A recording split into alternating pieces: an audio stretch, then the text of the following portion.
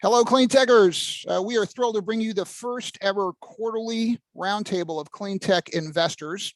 We hope this panel is the first in a series, and it's been inspired by the 15 quarterly convenings we've done of Cleantech journalists, both the editors, reporters, and then podcasters. And we know that we are onto something here when RE Plus asked us to convene the Cleantech journalists from the stage at in Anaheim last month. So we're delighted about that. We like to say the editors give us a breadth of view, our podcasters give us a depth of view, but the folks you're going to hear from today probably have the deepest expertise of anybody that we've assembled. They see our sectors through the lens of the pitches that we make to them, our financial aspirations, and they literally sit through hundreds of pitches a year. So I think we're going to learn a great deal in 60 minutes, and it's going to be tough picking, I think, the best excerpts that will produce from this. A special thanks to our friend Andrea Lukey with the Cleantech Leaders Roundtable. And she is the official sponsor of this and helped us pick the hosts. I know co-founders Jigar Shah and Jake Sussman are very proud of this milestone as well. So enough from me. I'm going to ask our panelists to introduce themselves in last name alphabetical order. So please send us your questions. You can post them here on the pane. So Andrew, I'm going to lead off with you for the introductions.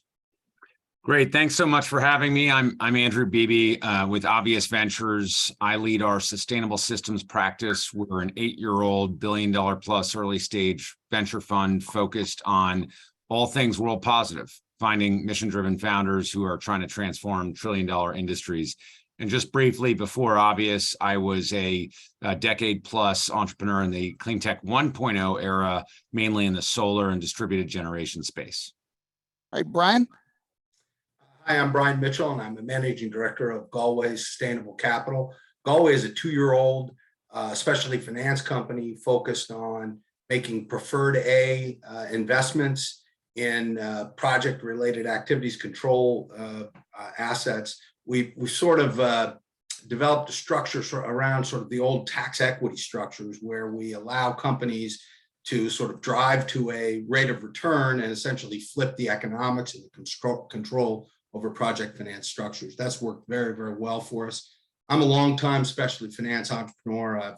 I've built and monetized 2 specialty finance companies in my career, one in fintech and one in TMT, intellectual property lending and investing, that I ultimately took public and sold to a larger public entity. Thanks, Bob.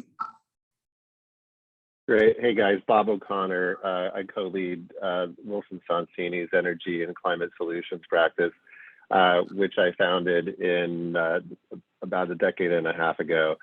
We represent emerging companies, entrepreneurs, and investors deploying and developing climate solutions, where we've had the privilege of supporting thousands of entrepreneurs with billions of dollars of capital and tens of gigawatts of renewable energy, and super proud to partner with you today and support the Cleantech Roundtable. Rakesh. Thanks, Rakesh Shankar. I'm a partner with Antin Infrastructure Funds. Antin is a $25+ billion asset under management core plus infra fund. I'm part of a new strategy they've set up called Next Gen Infrastructure Fund, which hopefully does exactly what it sounds like: invest in companies that are meant to be the next generation of infrastructure assets. We're a $1.2 billion fund that invests in next gen infra. We've got a pretty broad mandate to invest across energy, environment, telecom, transportation, social sectors, pretty much everything that would fall into the infra bucket. So real pleasure to be here and get going on our conversation here. And I want to just offer a special thanks to Brian for pinch hitting for Jennifer von Bismarck, she was on our original panelist, but she had last minute conflict. So Brian has been kind enough to step in. So we really appreciate that. All right, gentlemen, lightning question round here. The IRA just got passed. It is viewed universally as a groundbreaking, landmark, historic investment in clean economy. There are roadblocks ahead: transmission, mineral processing, storage, etc. My question for you is perhaps a tough one to come up with a short answer, but as you sit here now, if you were going to make a prediction for 5 years from now, what percentage of the IRA's potential will eventually get filled? Andrew, let me start with you. Oh, well, you're throwing in the 5-year loop there, but with questions like this, I always like to channel my inner Jigger Shaw and ask, what would Jigger say? So for this, it's not a simple answer for me. There's two different answers. One is dollars and one is actual climate impact, which I think you're a little bit ambiguous, maybe intentionally on. On the dollar side, I'm going to do the 10-year, the full span answer and say, I think we're going to actually reach 182% of the intended outcome. I think there's a lot more money in this bill than people think. A lot of the tax credits and other financial instruments are actually open-ended, and they're going to be bigger than the 100% mark. So take it, as a positive, negative. I think it's going to be a lot more money distributed than people think. And then on the climate side, in the 5-year time frame, I would say we're going to reach 50% of the potential even that we expected within 5 years. I think we're going to have a slow start, as we often do with government deployment of capital. But in the 10-year, I think we're going to see at least 100% of the goals met. Nice. Okay. I love the optimism, Brian. I mean, you always like to have an alternative view, but I thought my alternative view was going to be 200% as well. I think the absence of caps or limitations are going to promulgate a very, very active development of the various initiatives that are supported by the bill. And I think from a cost perspective, it's likely to be considerably above the 375 billion and somewhere approaching up to 800 billion. And I think that's a good thing. That means the intent is being, at least from a dollar perspective, being well met or oversubscribed. From an environmental impact perspective, ultimately, so much of that comes down to the basic execution of the companies that are in receipt of the credits and the funds that are designed to promulgate success in their business. But I would agree with Andrew. I would expect and like to see a sort of a little bit better than 100%. I think we're going to spend a lot more than 100% of the money. So I'd sure like to see an environmental impact in excess of 100% of the intended environmental impact. All right, Bob, we're on an optimism roll. Absolutely no pressure for you to continue that, but you can be a Debbie Downer if you'd like. The floor is yours. Ask the lawyer to be the Debbie Downer. I get it. Look, actually, I was just going to sort of see Andrew's 180 and Brian's 200 and raise that with as it relates to capital deployment. I would be closer to about 400% because I would probably include the private capital that will be catalyzed with the availability of this. So I think what did Citi project in their recent report, $1.7 trillion of private capital. So I think the numbers start becoming really compelling. I think it's also important to rope in that this is the third such climate enabling legislation in this Congress, including the CHIPS Act and the Bipartisan Infrastructure Act. And so I think that, looking at IRA in isolation is narrowly limited. I mean, I think the risks are, number one, I think we need to avoid the solidification of the deployment of this capital. I think that we as counselors and practitioners and investors need to remain measured and sober and thoughtful about the way that the capital is deployed in this sector, I think, to avoid history repeating itself. And I also think that we need to think hard about the fact that at the end of the day, this technology is being deployed by the trades and by labor and by human beings and human capital. And I think unlocking, getting a skilled workforce into these industries is going to be a huge governor on the rate at which this capital can be deployed. So Rakesh, Mr. O'Connor will flag me if I'm leading the witness too hard, but you're the only thing that stands between us and a clean sweep of optimism. So, have at it. Mike, you asked for Debbie Downer and I show up. I'm at 160%, of which 40% of that 160% is really cost increases. So I don't really see that as being real impact. It's purely just inflation. And so I think impact is going to be limited by that. And frankly, I think we're forgetting that most of this impact, most of this impact is really tax credits. And that relies on a certain tax base in being able to monetize that. And I don't think that tax base is going to show up in the next couple of years. So I'm more negative on that. Okay. All right. Let me then broaden this out from the specific bill to kind of like more open-ended. What are the 3 investment trends you're seeing, and why are you paying attention to them? Why are they important? Maybe I'll just random order this thing. Bob, you got 3 that you're paying attention to? Yeah, I mean, we do have a few. I'll probably start with one, of which there are several, but this is also like choosing a favorite child, I'll have you say, because, you know, it's hard to choose. I think we're actually thinking about a few things. One that I'm thinking about personally just has to do with the carbon offset, the voluntary carbon markets, and how not to screw that up globally.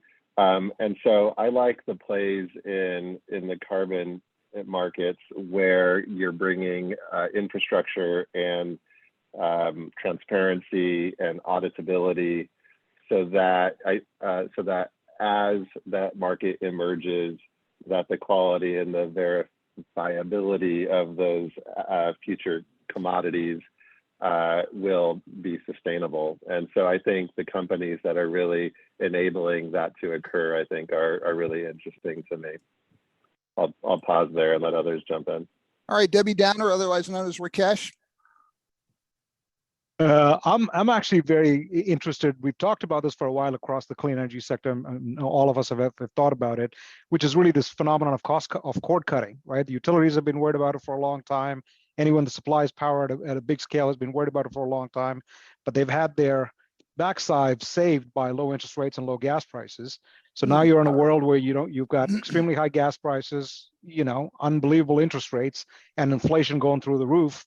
So you're seeing utility costs and utility prices that are being charged to customers about to go on a complete tear at about the time when customers are really seeing their own bottom line start to get pinched, and a whole lot of alternative technologies that are about to get a whole lot easier, cheaper, and more convenient to install. I think we're starting to get to that real sweet spot where consumers are really going to start cutting the cord in a way that they haven't really thought of before, even though they did. So I'm looking for the next Hulu. I'm looking for the Hulu of energy, and I'm curious who that's coming from. Andrew. Wow, I'm just taking notes here because these are great ideas. I'll mention an orthogonal trend or a thing we're watching, and then a specific market. One is, and Rakesh, I think, made reference to it in a way, but and so did Bob, but Europe. I believe that Europe is sort of a postcard from the future in the world of climate.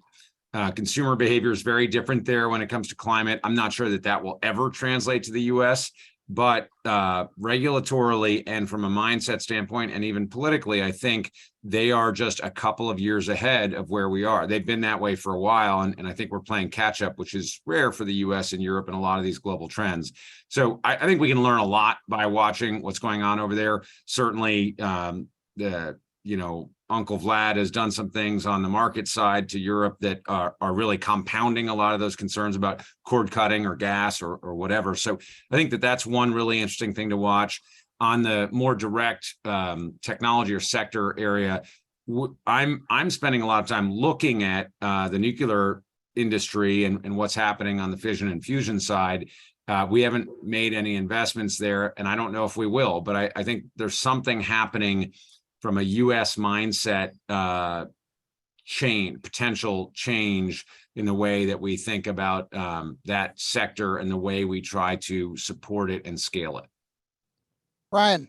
Yeah, so I would agree with Antin that it's in certain areas it's very smart to look to Europe for some guidance. And one of the areas where we're paying a good deal of attention to is the built environment. And if you take a look at what is established in Europe, carbon sequestering building materials versus carbon emitting building materials, the use of mass timber and CLT, and advanced materials coupled with advanced building technology, particularly offsite construction, creating tighter envelopes in passive house or net zero type building configurations really can have a very large impact. Statistics suggest 40% of the GHG problem is attributed to the construction to the built environment, and I think estimates suggest somewhere around a third of that has to do with the underlying building materials that we And I think that presents a tremendous opportunity. I know Andrew has some investments in that space. We're active in that space, and we see a very interesting opportunity to sort of industrialize some of these technologies in the US as building codes begin to be accepting of greater and greater use of renewable resources rather than carbon emitting building materials. I should have known that this conversation was going to be so rich. I would have questions that just keep popping into my head that weren't on the list that we sent you. Let me spring one on you all. Someone mentioned Solyndra, and I had a piece in Recharge last week where I said that, I lived through the Solyndra phony scandal, the non-scandal that was Solyndra, and realized in retrospect that really its biggest impact was to creator support among white Republican men in the US for renewables from 94 down to 47%, basically pulling renewables into the culture war. And I would say that despite renewables' best efforts, it's kind of stayed there. It's still there to a large extent. I wasn't going to raise that on the call, but just this morning, I saw a clip where we have one member of a Republican member of House committee beginning to ask the loan guarantee program for papers. And they're calling the IRA Solyndra on steroids. So if November produces a change in control in Congress, and if you had a committee or several committees go really hard at the IRA, try to Solyndra-ize the IRA, how much of an impact do you think that would have? I've heard people say, I think Jesse Jenkins at Princeton said, the thing is different about this stimulus than the Obama stimulus is it's largely tax credits. And so it's kind of it's harder to monkey wrench tax credits. So I guess I'm not trying to ask you investors to be kind of political operatives, but just from your perspective, do you have much of a concern about lobbyist-driven attempts to try to monkey wrench the IRA? Anybody want to just offer, Andrew? Yeah, sure. No. I think there are a lot of reasons that this time is different, but one of the core drivers, and maybe, a way to think about it, if the Democrats lost the House, the Senate, and the White House, I just don't think there's going to be that much change here. I think the answer is pretty straightforward, and it's just jobs. You look at the number of electric vehicle battery manufacturing plants, electric vehicle plants, solar production, a lot of different facilities that are getting set up. You do the math on those, and I think the Journal just had a really great piece, just state by state map. Most of those facilities are in purple or red states, in Georgia, in Pennsylvania, in a lot in West Virginia. You'll see long duration storage factories being built in West Virginia, Arkansas. People are getting, in Arkansas, they're going from minimum wage of $7.50 an hour to $22 an hour. Those people may not have been climate supporters. They may not have been really into electric vehicles before. They are now. And I don't think it matters what political party they're part of. They are going to recognize that this is a bridge to the future and a bridge to greater long-term jobs at much higher wages. And I think that is ultimately what's going to dictate a change in the conversation. Climate for Republicans it's just a losing battle. Obviously, you're more wrong every single day. So they will start to break, but they'll break based on just jobs and based on, as happened with wind and happened with solar in the past. So I just think that the debate, by the time it can get started a couple of years from now, I think that debate will be over. I think if I can jump in, I think Andrew's spot on. I think it's incredible because how much of the expected growth is really coming, as Andrew said, from manufacturing, right? Which are by nature centralized large hubs that create jobs. So that's almost always a plus. And then just hub-driven strategies for hydrogen and carbon capture. And most of these large hubs that are going to be built are going to be in red states, just by nature of the infrastructure. So there are clear centers of gravity that are going to give support. What I do worry about, though, Mike, to your point, is the disconnect between what people's points of view are and, of course, what the political leaders say and do, right? Because I do think there's a lot more groundswell support, both among just the Americans who live in these various states, but frankly, also the investors and participants in traditional energy world. They all kind of get it. They get the joke that this is where the world is going, and everyone's on board with it for the most part. unfortunately, I think, as we all know, that doesn't really always translate to what the political leaders say and do, which is just a whole different language. And that disconnect is what could really trip us up, because the underlying support, to Andrew's point, I think is there for the simple reason that the jobs are there. Yeah, I have to agree and in some way disagree. So what this kind of situation that you've described can do is it promulgates more political duplicity, and more political duplicity results in a higher level of political instability. And I think political instability is very, very challenging from a business perspective.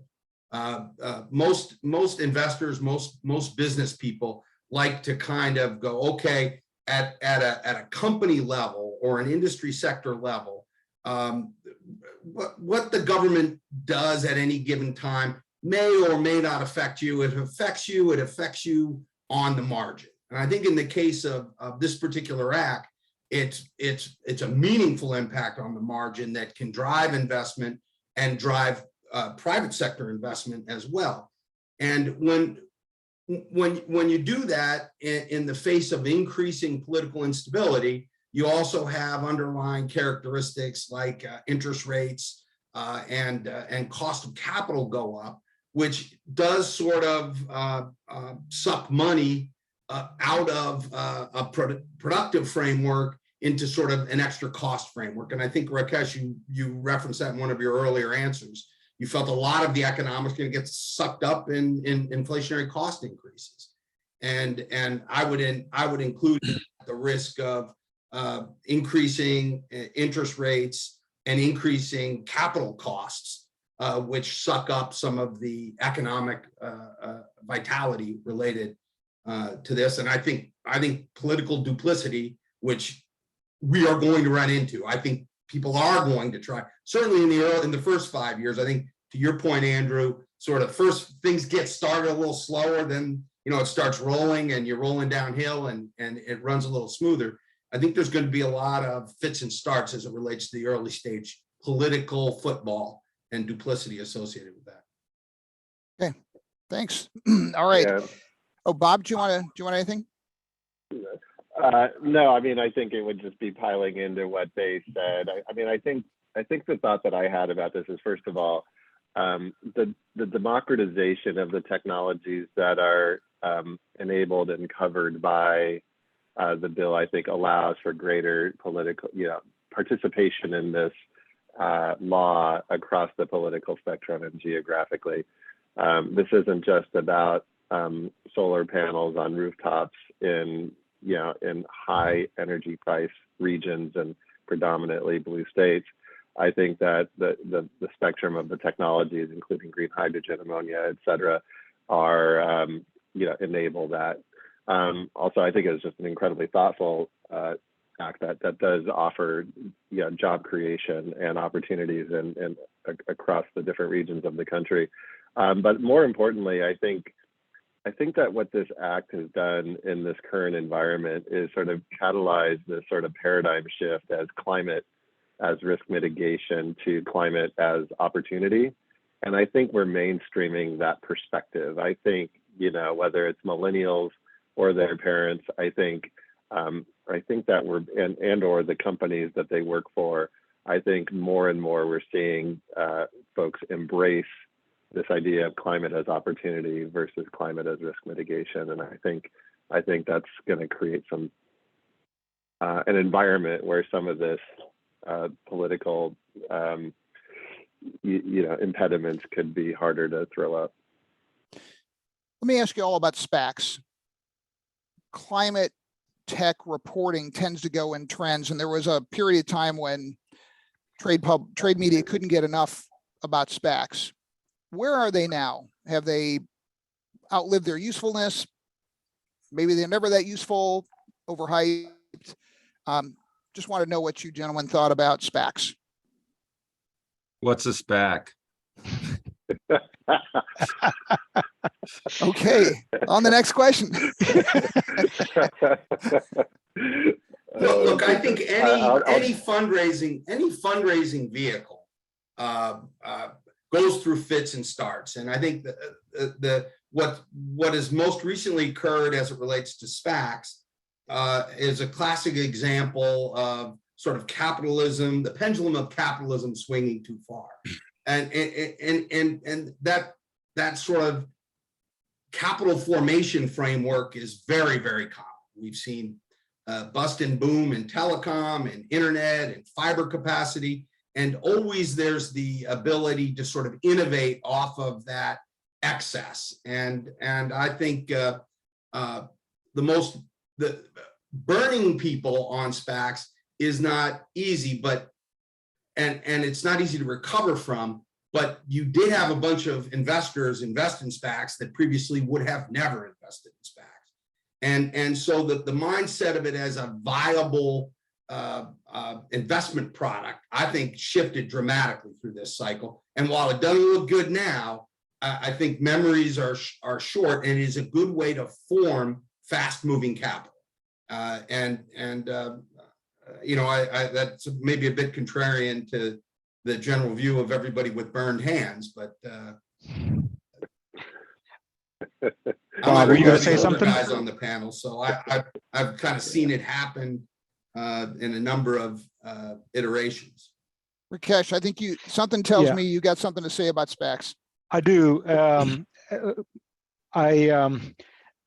think SPACs were a symptom of a deeper problem we've got in our financial markets, quite candidly. I think there's a question that we need to have, there's a broader discussion debate we need to have just about the strength and viability of our public financial markets and how that has changed over time, just given the nature of the folks who invest in it and given the nature of the financial investing markets, period, where it's not necessarily serving the purpose that most people would think it should serve in providing capital for growth companies and really getting them to where they wanted to be.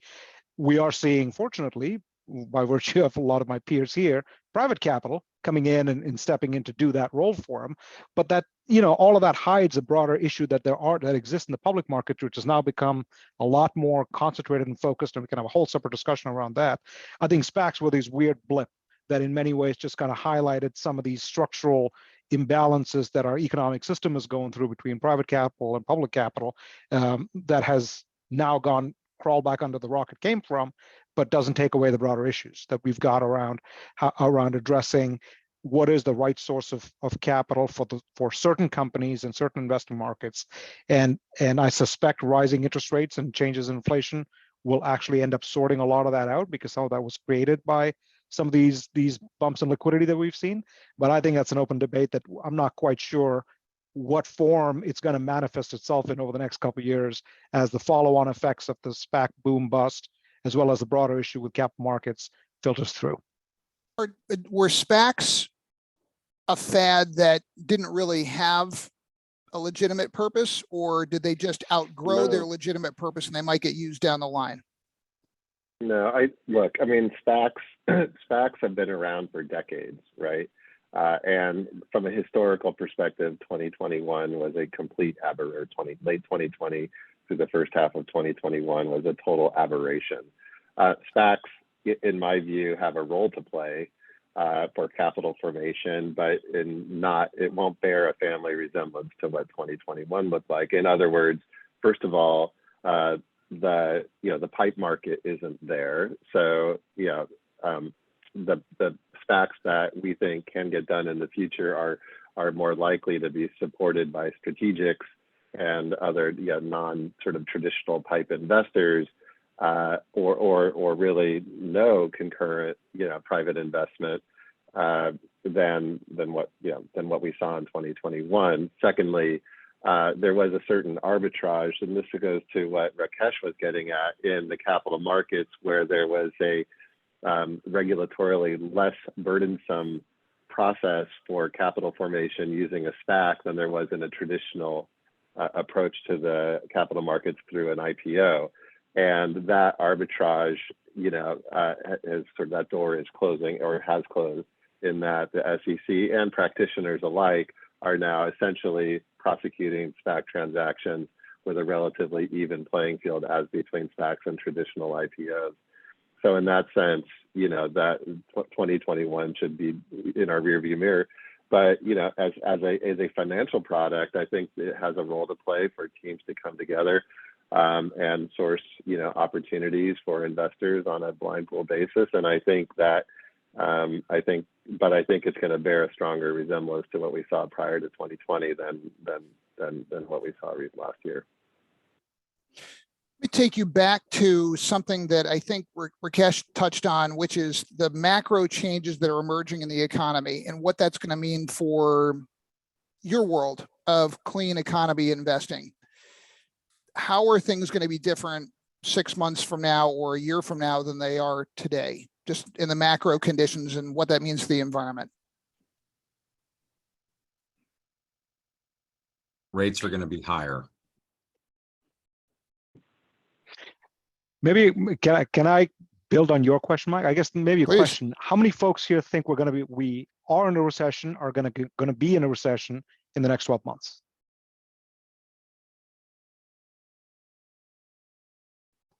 I would go with the second. Will be Yes. in. Yeah. Right. So, I mean, in that factor, the problem with this recession, at least from my perspective, is it's such a, like every recession, it's always caused by a different thing, and then it manifests itself in a different way. So it's not really a demand-driven recession, right? There's supply chain issues, there's inflation-driven issues. You've obviously got geopolitical issues as well on the other side. So it's tough to really tell what the demand side implication of this would be from an economic perspective. But Andrew's absolutely right. Rates are going to be higher, costs are going to be higher. People are going to have to pull back, just to deal with that level of uncertainty. And then we're going to have to figure out what the political climate looks like. It looks somewhat more stable than it did 6 months ago, although it's not saying much. But that's, to me, the biggest uncertainty as well, as you look at these cost impacts, is times are getting tougher. You just don't know what that means customers and clients are going to do as a result of that. And we're struggling to figure out exactly what that means. But what that does mean for us practically is anything that our portfolio companies tell us they're going to be spending, we're assuming they're going to be spending 30 to 40% more than that, and they're going to be able to raise a lot less debt than being able to fund that. So we're basically managing our pocketbook to make sure we're not caught out 12 months from now. Yeah, Rakesh, I'd be interested in your thoughts on, for us, it's about the capital stack, right? For many in our sector, it's really about the risk capital, the early stage capital, the public funding, the late stage capital, the project finance, the public equity markets and the debt markets. And, we're seeing a loosening, kind of in private capital. And of course, we're seeing that in public funding. But I think in this sector, it's just critical that all of these different capital elements of the capital stack are productive and healthy. And, of course, I think the public capital markets remain frozen, right? And I'd be interested in the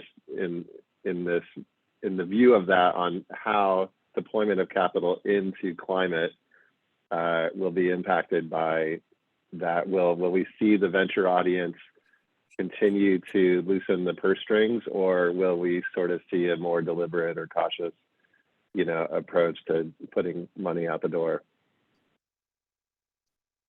I'm happy to start, but I'd be very curious about Andrew, Brian, both of you guys' point of view as well on that. We do tend to invest a little bit later stage, so than VC, because we're kind of infra quasi infrastructure capital that comes into it.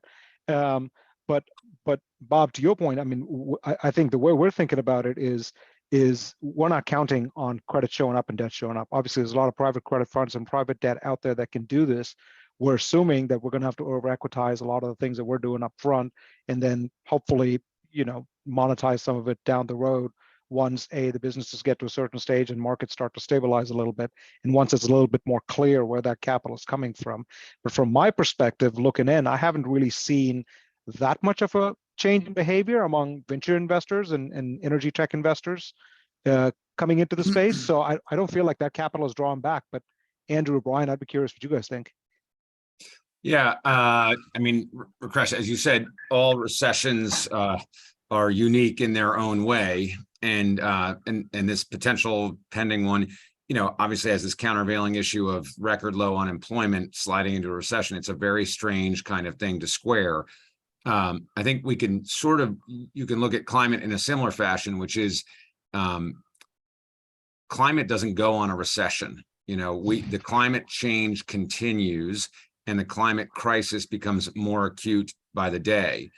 That simply means that a utility might defer new CapEx, but they're ultimately just, they're not suddenly saying, let's go back and build coal instead, right? They are continuing on their energy transition.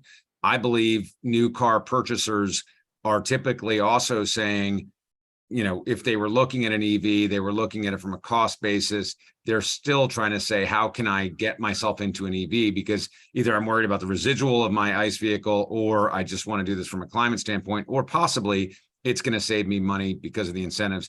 And you can go down the list, and all of that means that investment is going to continue in climate. I think people are simply concerned about, the rate of deployment and availability. But the climate bill changes things too. It's sort of, the climate bill is a little bit like that labor number. It's this force that's pushing against downward pressure on economic growth because so much government money is coming into all corners of climate. Right. Yeah, I mean, it's as a sort of serial specialty finance guy, you always want to be in a position where the wind is at your back. And in credit markets or later stage investing, that wind at your back can be very, very helpful and create material advantage. And I not to circle back to the IRA, but the combination of public and private investment energy creates a pretty nice tailwind for a lot of very interesting companies out there. That I think, Bob, you mentioned in your opening comments that you expect the dollars to be larger, but the challenge with that is, are those dollars being well deployed? Are they being well managed? And anytime you've got an interesting specialty finance niche like we have today, where there's great wind at your back, there's a tremendous profligation of capital and investment activity that's not always that well directed. And I think one of the things that we have to be mindful of with this block of capital that sort of shifts the margin is, as investors, how are we making sure that the money goes to the right deals? And I agree, Kesha, with a lot of what we do, and we do sort of sub $50 million distributed infrastructure type investing. We are always prepared to step up to the full capital stack. We can get front leverage, great. If we can get back leverage, great. But it better make sense, both from an ESG perspective and a return perspective, in an unleveraged capital stack, particularly on these smaller deals. So I do think there's room to stand alone in a bunch of clean tech sectors where you're going to get performance outside the broader economic profile and prospects. We're chewing up this hour very quickly, and we're going to have 18 minutes left. I got 3 questions I wanted to ask you all before we sign off. I know the second to last or the last are going to be of perhaps the greatest interest to the people who will most tune into this and watch the excerpts, which are the people who want to pitch you. So my question is perhaps twofold. With all this activity in the sector, how do you as investors handle the signal to noise ratio? What information sources do you rely on? How do you decide what's important and what's just worth ignoring? I think this is a perennial question we get, and it's always of interest to me. Rakesh, can I start with you? Yes. I'm gonna give a very mean answer. If it comes out of San Francisco, or the IP address as says the Bay Area, consider it noise. I am mostly kidding. Wow, throwing down, Rakesh. All right. Mostly kidding. Mostly kidding. He's sort of kidding, not kidding. Yeah.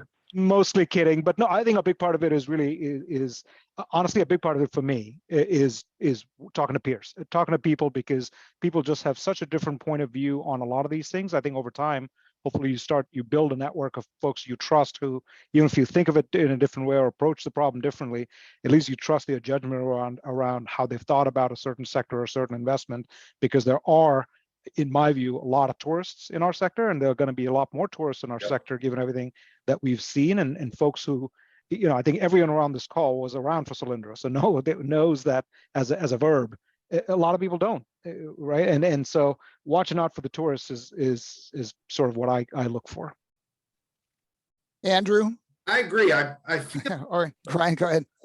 I feel like sort of you've got to look for not just good ideas, but the capacity to execute in a disciplined fashion. The people who come to us to look for capital. We are a little later stage. We're going to make 10x on one, so we can have some losses. We're sort of a zero loss kind of company in the way we think about things. And so we really like to see people who have thought through the idea and have included in their organizational development leaders who can execute, people who understand how to make sure that what I tell you my 3-year pro formas are going to look like is what I deliver. And that requires a very thoughtful way of doing business. And so finding those people is always the challenge. And I think you can sort through, as Rakesh said, those that are tourists versus those that are really about execution. Brian, let me just follow that up though. What information sources do you rely on to contextualize your view of people coming through the door looking for money? Yeah, so we're very focused on sort of clean energy, green buildings, and transportation. And those are markets where there is an evolved data set. There are new markets where there's not as deep a data set from which to derive normative data or to understand risks and pitfalls. So we try as best we can to assemble decent normative data. And as Rakesh said, a lot of that comes from talking to people. You've got to be out talking to people to understand what they're seeing and what they're experiencing. And you've got to be willing to share a little bit in terms of what you're seeing and what you're experiencing. And I think that makes for a better investment ecosystem with that kind of disclosure. And I think, Mike, all the various constituents that you serve are very good in surfacing this information and creating ways in which we can all benefit as an ecosystem from the experience of our counterparts. Andrew? It's a great question. For us, I've been doing this for 2 decades. So I think that's a good place to start. There's some negatives of that too, but typically what we attempt to do is just show up with a prepared mind. So do our homework ahead of time. And we are not just taking meetings to learn. We are not casting about in a very generalist kind of way. When we first invested in Proterra, the electric bus company, in 2016, it was not obvious, right? People did not want to look at making electric vehicles bigger. They were trying to lightweight everything instead of making a massive bus work. We had a very specific point of view about why that was the place to play. And it turned out to be correct. When we invested in Amply Power electric vehicle fleet management software, that was a $0 trillion market, right? It was a great idea, except that there were no electric fleets, right? So, it was derivative on, a bubble on a bubble. Turned out that our research point of view about where electric fleets were going was accurate. And that's what we'll continue to do. We'll try to build a thesis and then go out there and find people who are matching up against that. There are some general rules we love repeat founders. We love people who are tackling the biggest challenges of our time, not sort of singles and doubles, but more in the grand slam categories. But really, when it comes to how to differentiate, we show up with a research point of view, and that prepared mind is pretty quickly sets us apart from a lot of those tourists and other competitors, and I think really allows us to connect with the founders. Andrew, can I ask you a question? Do you Do you develop this investment thesis and then assemble management teams around those theses, or do you use the thesis to vet for a consistent perspective existing businesses and existing business leaders? Yeah, it's the latter. We are not an incubator. We're all ex-operators. We know how hard that is. And we know that you really have to, we can't impose our thesis on people. We can collaborate with them, and we do that. And so we will, I'm just talking to some great soon-to-be founders who are leaving a big mobility company to start an electric vehicle company. And we'll collaborate with those folks, but if they are not showing up with something that's very akin to our thesis, we generally don't believe that's going to be a fit, because we are not going to try to impose our will on founders. We know better. Got it. Bob?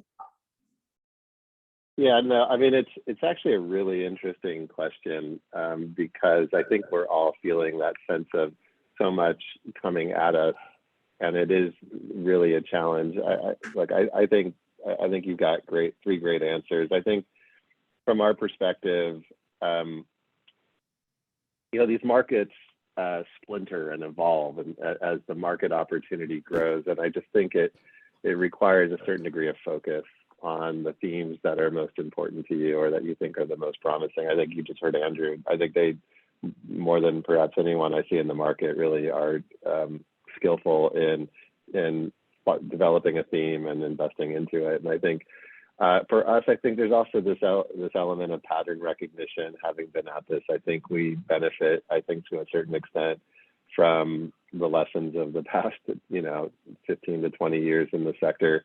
I think trust is also, I think the way in which deals or information comes to you through trusted and viable sources. I do think that the Department of Energy plays a really important role through ARPA-E and other programs to help, kind of separate and validate certain types of technologies. I think that, the incubators and accelerators that are in the ecosystem play a really valuable role in much the same way as do the early stage investors. And so I think that's really vitally important that ecosystem sort of send those signals to the later stage capital and to the service providers in our case, as to where we are going to invest our time and resources in supporting these companies. What strikes me as so interesting is none of the four of you all mentioned peer-to-peer conversations. I didn't hear any of you say trade media, sector analysts, or large legacy media outlets that cover business. Do any of those three factor large in your context setting for how you would keep, maintain, advance your thesis, or what pitches you're looking for and you'll take? Trade media, sector analysts, and large legacy business media. I mean, I'll say, I think there has been a lot of good work that's gone into it, and there are a lot of new journalists and sources that have popped up that are doing a phenomenal job of actually covering the real issues and going into it in a lot more detail than the big media would have. So definitely don't mean to discount that in any way, shape, or form. I mean, I'll be candid. If I'm reading about a trend in the big media that I didn't really know about, shame on me. I mean, then I got something, I'm not doing something right. That's my view. But some of the focus, there are certainly focused sources of information, podcasts, conversations with certain folks who are a lot better at sort of being the top of the funnel for information coming in. But to me, I was more focused on what the bottom of the funnel looks like. I mean, just a news people can use maybe. I can't not read Cleantech Venture Capital, CTVC, every week. It's amazing. Sophie Purdom, Cam Zhu do an incredible job. I also listen to most My Climate Journey. Like anything Jason Jacobs is doing is just fascinating. He's created a ridiculous community of early stage founders that's profound. And then on the deeper dive stuff, Shail Khan is an absurdly smart investor and analyst, and he does great podcast stuff around it.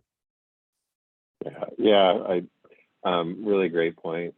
There's also a group at American Energy Society that really provides fantastic situational awareness where you can place renewables in the context of fossil energy and for that matter, U.S. energy in the context of global energy. It's a must read in my inbox for sure.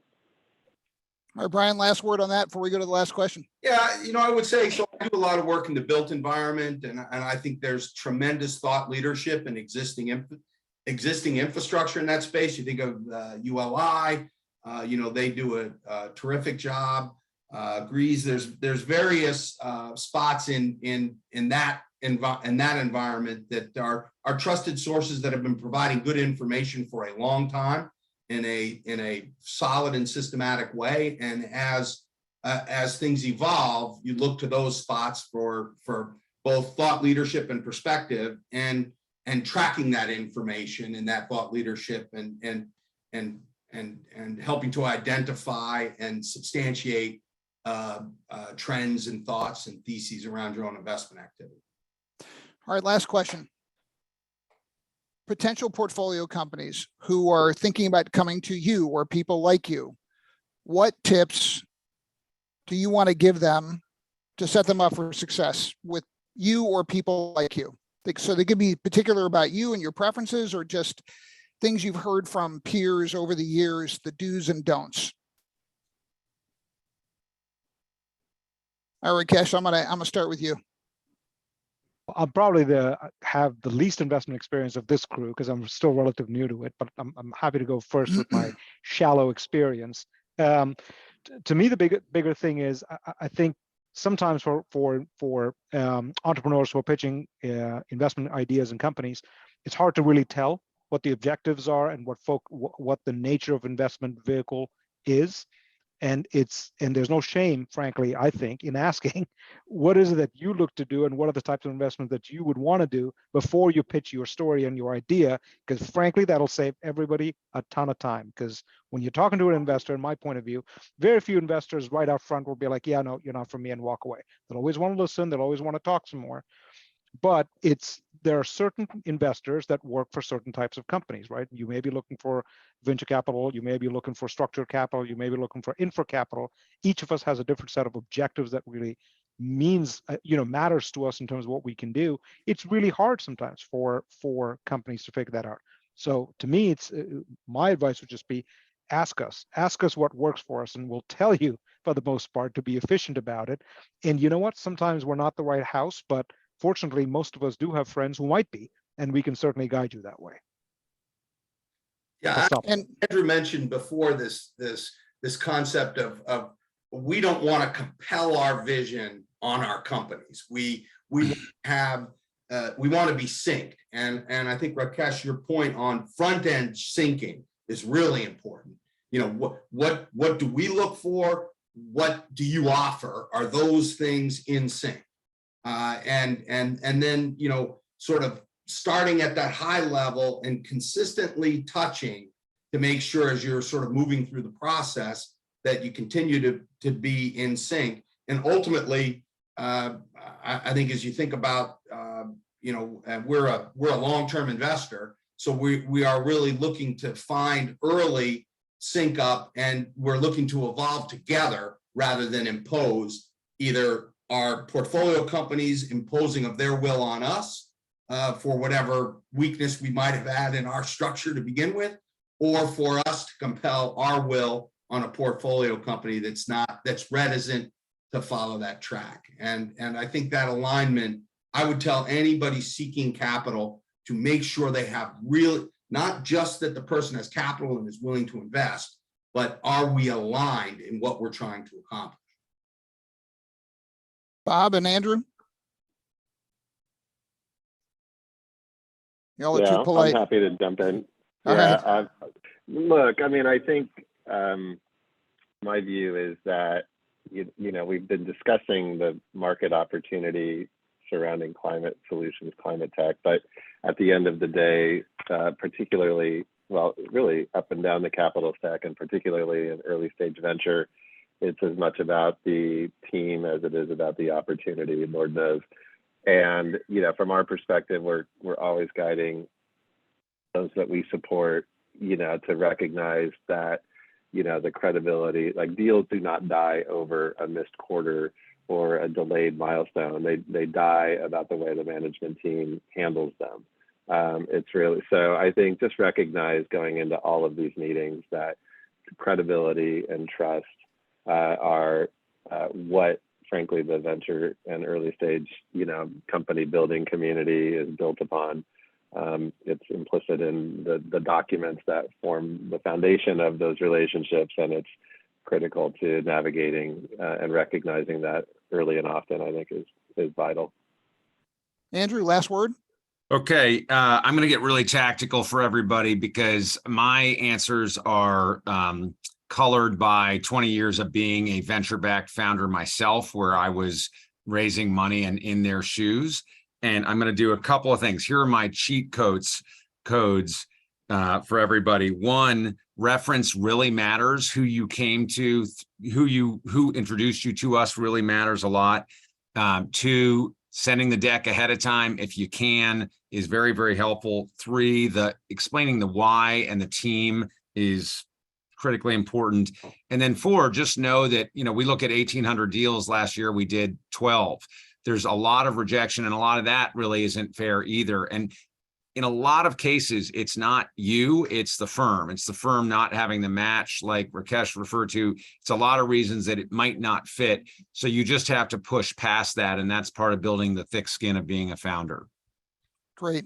Super answer. Amen. We are right at the top of the hour. I want to thank you all. I must say, I leave this conversation daunted at the prospect of having to cut this up into excerpts, because it's pretty rich. It's a pretty rich cake that you all served. So thank you. This was just so much fun. And if you're up for it, we definitely, I'm 100% confident that we're going to have enough positive feedback. We'll want to do this in a quarter. So please think about coming back. We'll work with Cleantech Leaders Roundtable about rounding you up again. Thank you for your perspectives. And thanks for everybody who's going to be paying attention to what these folks are saying. Take care. Thank you for hosting and Talk to you in a quarter. coordinating, Mike. Bye now. Thank you. See you all. Bye now. Thanks, gentlemen.